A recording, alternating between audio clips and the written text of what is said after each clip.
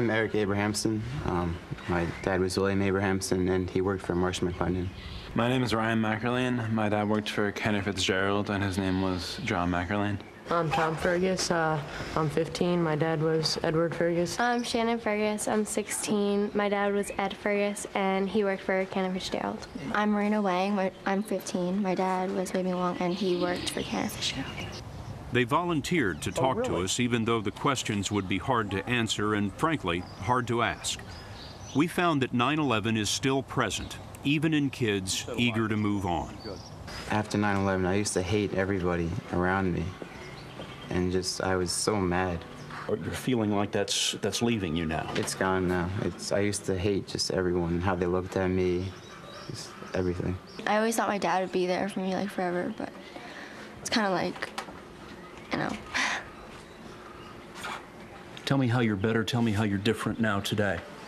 It's just that, you know, people who like did this, they don't know that like you can't destroy love no matter what you do. And, can't destroy love. Yeah, and I understand, and that's enough. Losing a parent in 9/11 is unlike anything else. There were no goodbyes. The murder was so public, and the reminders never end. it's the best we can do.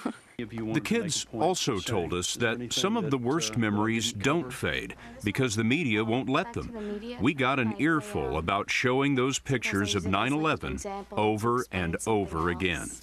Even when you're just sitting down, like eating dinner and watching TV, it's like you'll just have like a nice conversation, and then all of a sudden you'll see like pictures of 9/11. You can't escape it. It's just like everywhere you go, it's always like you're always reminded of it somehow, even in the littlest thing.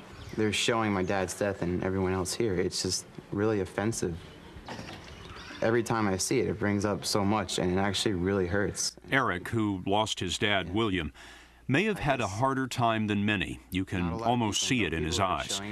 He told us that hatred he felt for everyone has faded, and just now, he's putting some distance between himself and 9/11.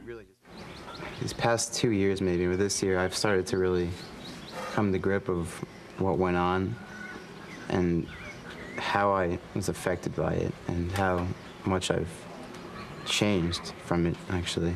9/11 will always be about the sky. After an airplane killed his dad, Erik was afraid. Afraid of planes, afraid of flying, afraid of remembering. When you start, you're all buckled in, you're checking everything. Today, in the same skies of New York, Erik puts 9/11 behind him by soaring straight into it. I'm starting to actually do the takeoff now, so I'm kind of concentrating on not screwing up now. We gotta get off. All right, here we go. Once you're at a certain altitude, they'll let you go, and then you just start soaring. It's really great. If you look out the window, you see everybody flying by you, but you're the one that's flying. And then you just kind of go right up, and by then you're just kind of climbing and climbing. It's a really great feeling. The passage of 5 years has been a transforming time. The 9/11 generation is raising the courage to face what was painful. And in searching for meaning, they've found answers in themselves. I don't think I would be the same person if 9/11 didn't happen to me.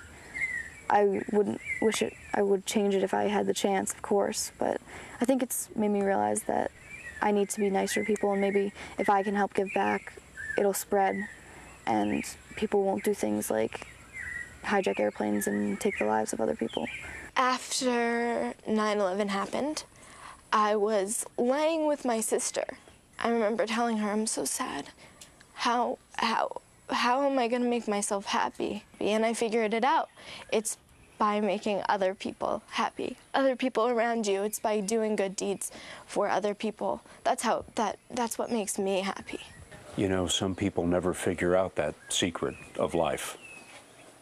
I'm lucky. I'm lucky.